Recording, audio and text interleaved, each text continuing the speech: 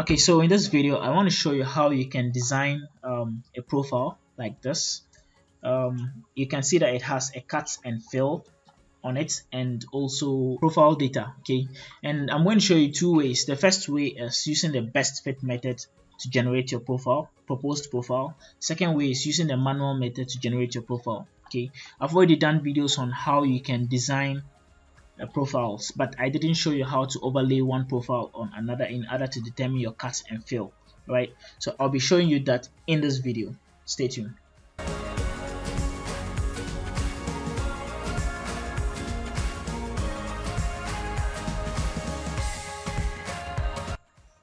Alright, so first I'm going to launch my Autocad Civil 3D.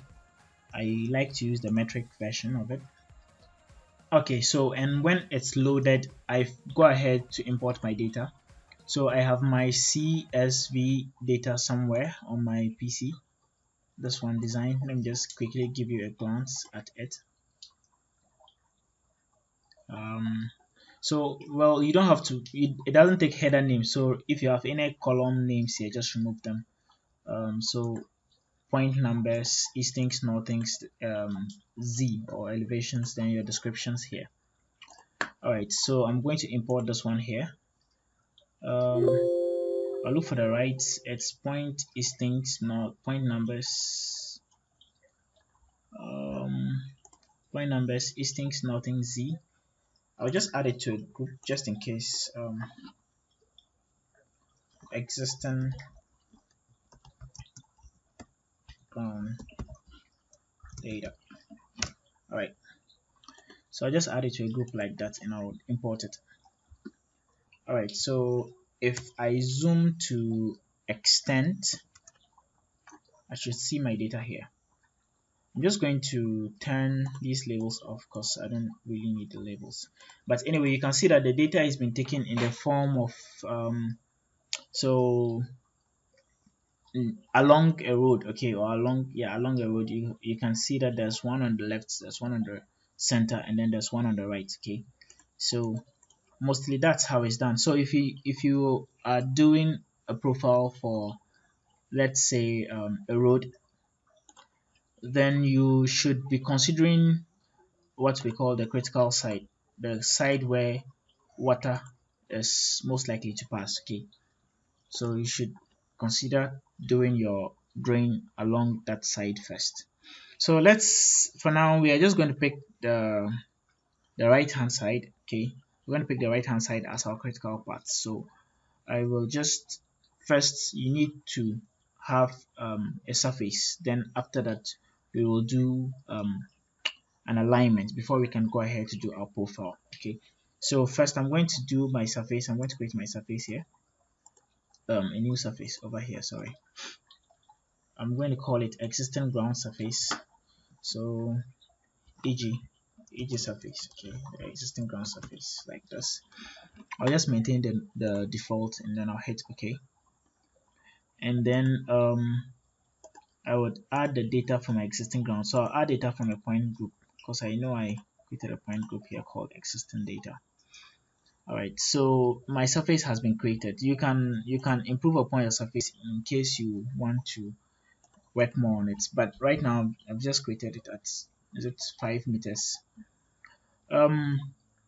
So like I said, you can go to the surface styles and you can edit the intervals or whatever you want to display.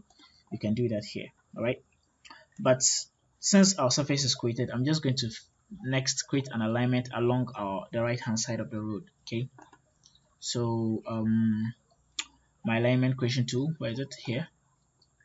So I create an alignment here. I would call it right hand side of road or something, right hand side alignment like that. And okay, well, I don't have any sites here. So this over here, it's okay. So maintain the proposed because that's what we want to do, a proposed alignment. Actually, it's an existing alignment because we are not creating our own alignment. So it's an existing alignment. I'll just keep the major minor only. All right, and then I'll just redraw the alignment. Okay, It's an existing alignment because it's not something I'm designing. It's something that is existing already. So I'm just trying to use it as a means to an end. Now you don't have to click through every point I'm clicking. If your road is a straight road, if I had gone this way, it will automatically pass through all these because I generated the points as straight points or on a straight line. But it's best to do it this way because your road might have curves and all that, so that if you pass through every point, you are sure that you've catered for all the possible curves, right? So alignment for the right hand side, I hit enter, and we have the major and minor tips.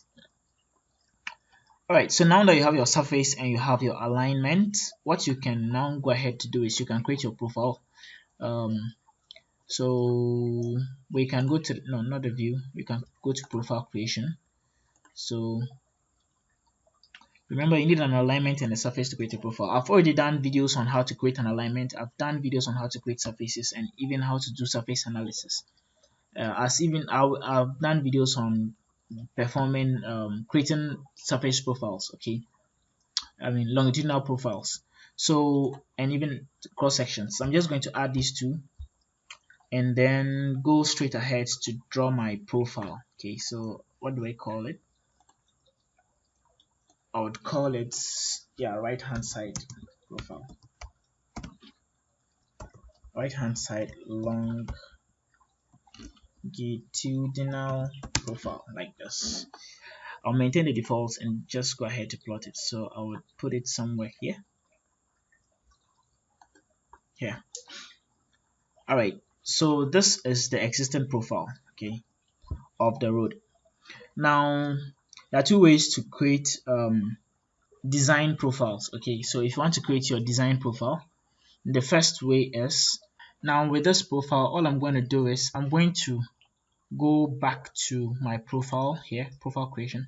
So over here you have the option to create a profile using the best fit option. So I'm going to select this profile here and then it should load. So over here I choose a surface profile because that's what I have over here. Alright, and then the name of the profile, I want to find the best fit from. That's the existing, I mean that is the only profile we have. So for now we're just going to maintain the default and we are going to call this one design profile, okay, or proposed profile, sure, like this. And over here I'm just going to change it to design profile. Okay, so it tries to get you how do you call it, averagely the same cut and fill values. Okay, you can see that it best approximates the profile.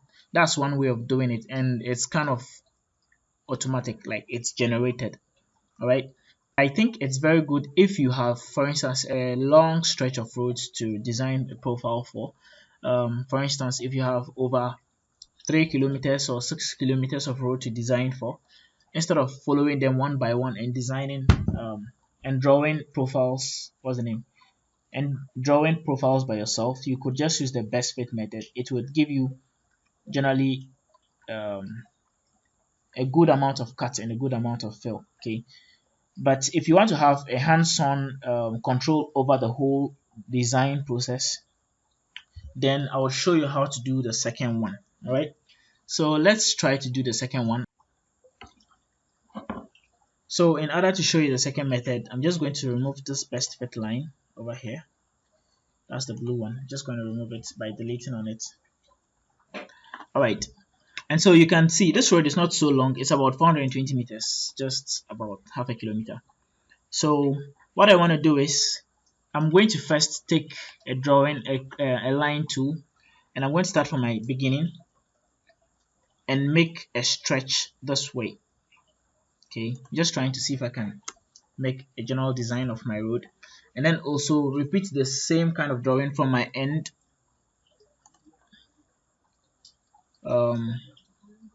to this way. Okay, so this kind of drawing allows you to have your own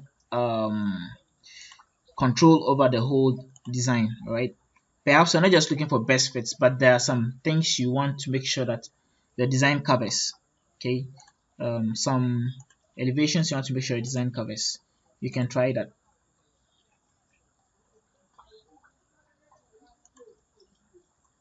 Okay, so I can see this side is generally okay, but this side has a lot of fills, so um, perhaps I should extend this one down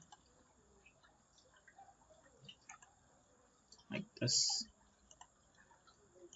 like this. There's still a lot of fill at the bottom, so what's the best place to have less fill? That's around here. Best place to have less cuts around here.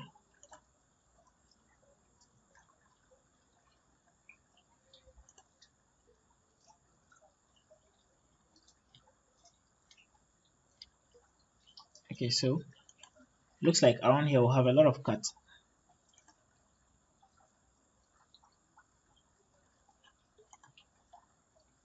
I'm just trying to see if I can get a very good approximation of my um,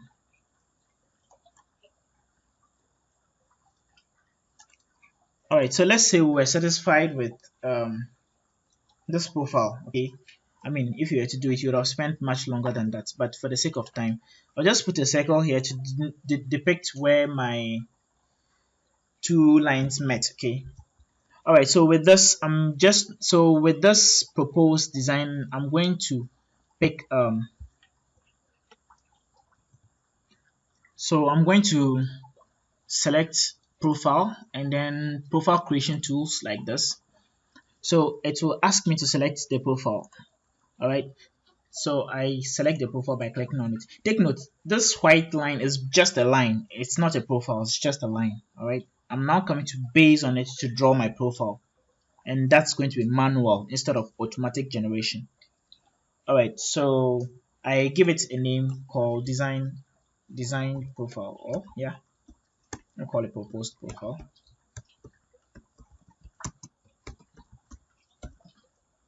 Proposed profile, and I select here proposed or design profile, sure, and I keep the major and minor labels.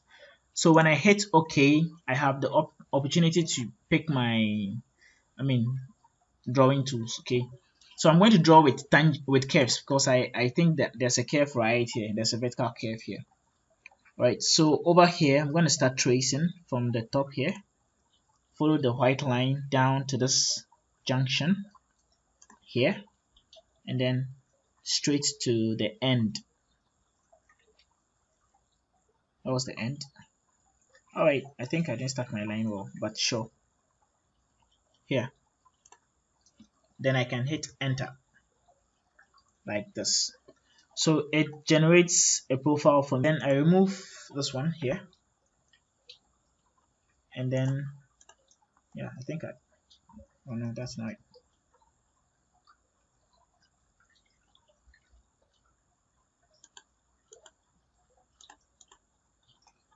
Okay, sure. So this is the profile here, alright? So the red one is your existing profile, and then this blue one is your how do you call it? Proposed profile. Okay, so you can see that it has given labels to it. You can maybe later work on the labels in case you want it to be clearer or something like that. So you can see that this one starts from negative 2.5% down to minus 1.09% in terms of slope. Alright, now you might want to overlay or show the cut and fill. Okay, so basically you might want to show the cut and fill between these two, and that's when you go to the so I'm done with this table, right? So that's where we go to the profile. So when I select the profile, I can go to my profile view, properties, and then I can go to the properties over here. Now in the properties,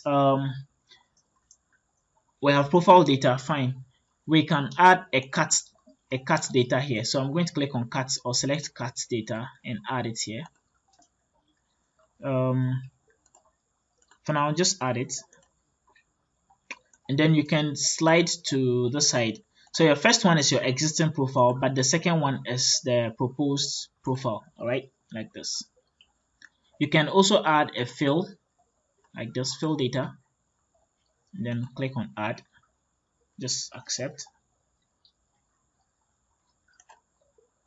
So over here for your fill data, your profile 2, you make sure you update it to the second or proposed profile so that it can overlay it on the existing profile. Alright, so let's say we are okay with this. So you would have something like this. Alright, and so with this you realize that your profile mostly has to do with fill, a lot of fills. Okay, maybe my design was not so good. Generally it should be balanced between cuts and fills. Alright, so you can try the best fit method or this manual method and see which one works for you. Most of the times I prefer the manual method. So however, that's basically how to design your profile and overlay a cut and fill on it. Okay, right, is there any other thing you want to know? If there's something you want to know, you can leave it in the comment section for me and I would reply you or probably get back to you. And if you're new to my channel, you can leave a thumbs up on my videos. You can subscribe to it in case you want to follow my videos. Alright, see you next time. Bye.